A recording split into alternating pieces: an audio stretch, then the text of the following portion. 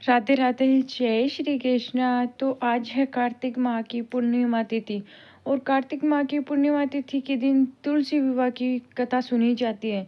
तो आज मैं आपको सुनाने जा रही हूँ तुलसी विवाह की पौराणिक कथा। एक बार भगवान शिव ने अपने तेज को समुद्र में फेंक दिया था। उसने एक महातेजस्वी बालक के रूप में जन्म लिया। वह बालक आगे चलकर जालंधर के नाम से पराक्रमी दैत्य राजा बना। इसकी राजधानी का नाम जालंधर नगरी था। दैत्यराज कालनेमी की कन्या वृंदा का विवाह जालंधर से हुआ। जालंधर महाराक्षस था। अपनी सत्ता के मद में चूर उसने माता लक्ष्मी को पाने की कामना से युद्ध किया, परंतु समुद्र से ही उत्पन्न होने के कारण माता लक्ष्मी ने भी उसे अपने भाई के रूप में स्वीकार किया। वहां से पराजित होकर वह पार्वती को पाने की लालसा से कैलाश पर्वत पर गया। भगवान देवादिदेव शिव का ही रूप धारण करके माता पार्वती के समीप गया, परंतु मां ने अपने योग बल से उसे तुरंत पहचान लिया तथा वहां से अंतर्ध्यान हो गई। देवी पार्वती ने क्रुद्ध होकर सारा वृत्तांत भगवान विष्णु को सुनाया। जालंधर की पत्नी वृंदा अत्यंत पतिव्रता स्त्री थी। उसी के पतिव्रत धर्म की शक्ति से जालंधर तो मारा जाता और न ही पराजित होता था। इसलिए जालंधर का नाश करने के लिए वृंदा के पतिव्रत धर्म को भंग करना बहुत आवश्यक था। इसी कारण भगवान विष्णु ऋषि का वेश धारण कर वन में जा पहुँचे, जहाँ वृंदा अकेली भ्रमण कर रही थी। भगवान के साथ दो मायावी राक्षस भी थे, जिन्हें देखकर वृंदा भयभीत हो गई। ऋषि ने वृंदा के सामने पल में दोनों को भस्म कर दिया। उनकी शक्ति देखकर वृंदा ने कैलाश पर्वत पर महादेव के युद्ध कर रहे अपने पति जालंधर के बारे में पूछा। ऋषि ने अपने माया जाल से दो वानर प्रकट किए। एक वानर के हाथ में जालंधर का सिर था तथा दूसरे हाथ में धड़। अपने पति की यह दशा देखकर वृंदा मूर्छित होकर गिर पड़ी। होश में आने पर उन्होंने ऋषि रूपी भगवान से विनती की कि वह उसके पति को जीवित करे। भगवान ने अपनी माया से पुनः जालंधर का सिर धड़ से जोड़ दिया, परंतु सवे भी वह उसी शरीर में प्रवेश कर गए। वृंदा को इस छल का तनिक भी आभास नहीं हुआ।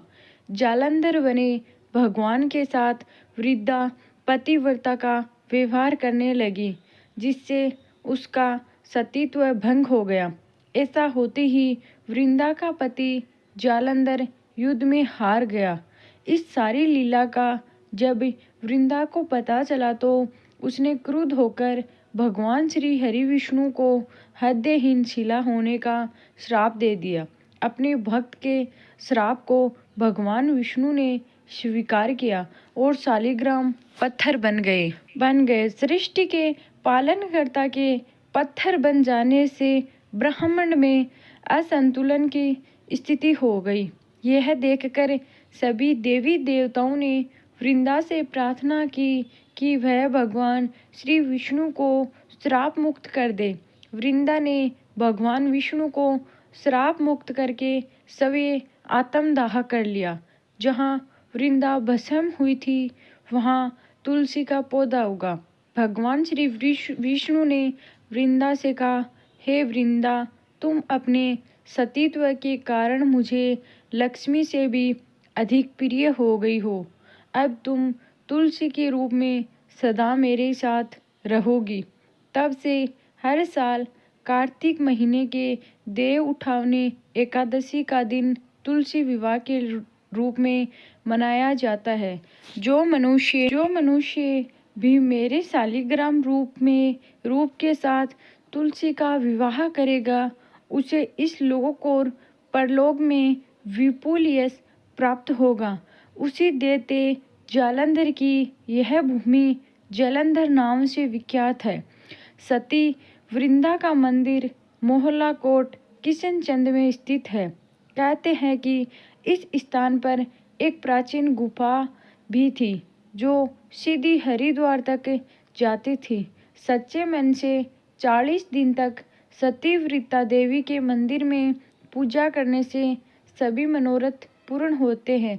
जिस घर में तुलसी होती है वहाँ यम के दूत भी ऐसे में नहीं आते हैं।